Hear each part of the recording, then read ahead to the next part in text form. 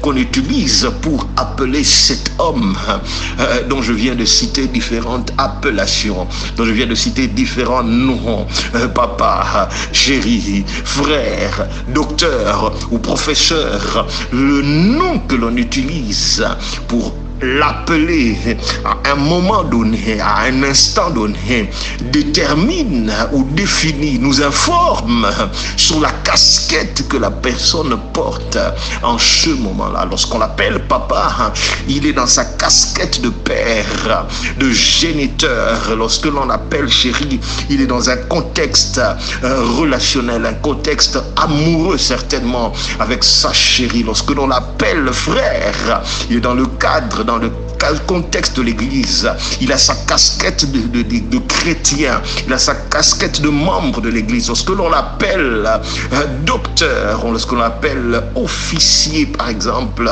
lorsqu'on l'appelle mon général, il est dans le contexte professionnel, dans le cadre de sa profession. Oh mon Dieu, le nom, l'appellation qu'on utilise pour appeler quelqu'un à un moment donné détermine et nous informe sur la casquette que la personne porte en ce moment-là, nous informe sur le contexte dans lequel la personne se trouve en ce moment-là. Et le nom nous informe sur la situation, le nom nous informe sur ce qui se passe en ce moment-là. Le nom ou l'appellation nous informe sur le terrain sur lequel la personne se trouve.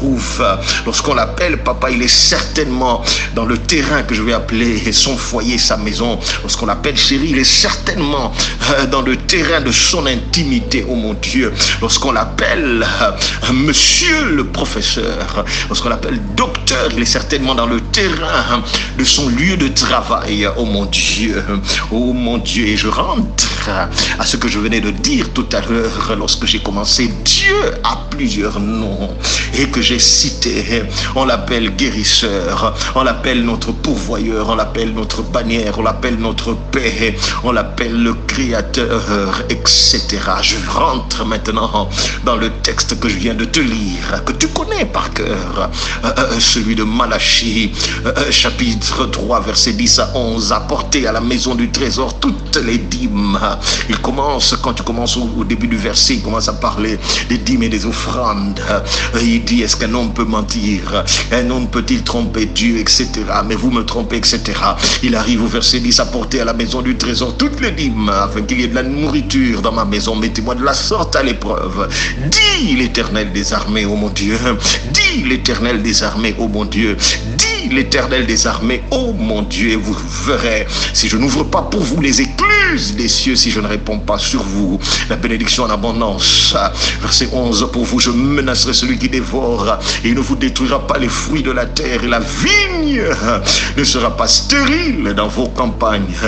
Dis l'Éternel des armées, oh mon Dieu. Dis l'Éternel des armées. J'avais pensé dans ma petite tête, dans mon petit raisonnement d'être humain, j'avais pensé que lorsque Dieu parle, commence à parler des dîmes, des offrandes sacrificielles, excusez-moi, lorsqu'il commence à parler des finances, lorsqu'il commence à parler d'argent, j'avais pensé que Dieu se présenterait sous la casquette de Jéhovah Jireh, le Dieu pourvoyeur. J'avais pensé, je m'attendais à ce qu'il porte sa casquette de Jéhovah Jireh, le Dieu pourvoyeur. Mais au contraire, je suis choqué, je suis troublé dans mon homme intérieur, je suis dérangé de voir qu'au lieu de s'appeler Jéhovah Jireh, apporter à la maison du trésor toutes les dîmes, dit Jéhovah Jireh, au lieu de se présenter sous cette casquette du Dieu pourvoyeur, alors qu'il parle des dîmes, des offrandes sacrificielles, du donner et des finances, il se présente sous la casquette de l'Éternel des armées. Oh mon Dieu, ceci veut tout simplement me dire, pour ne pas te faire perdre de temps, pour ne pas te laisser davantage dans le suspense, ceci veut tout simplement dire que lorsqu'il s'agit des dîmes, lorsqu'il s'agit des offrandes sacrificielles, lorsqu'il s'agit du donner bien-aimé, Dieu porte sa casquette de l'Éternel des armées. Il ne porte pas la casquette de Jéhovah, je dirais le pourvoyeur, mais il porte sa casquette de l'Éternel des armées. En d'autres termes, Dieu se revêt de son uniforme de militaire, de sa tenue de général des armées célestes. En d'autres termes, lorsqu'il s'agit des dîmes, des offrandes sacrificielles, lorsqu'il s'agit du donner, lorsqu'il s'agit de ton donner, Dieu revêt sa tenue de combat, oh mon Dieu. Dieu s'engage, Dieu s'apprête au combat lorsqu'il s'agit du donner, lorsqu'il s'agit des dîmes, lorsqu'il s'agit des offrandes, oh mon Dieu.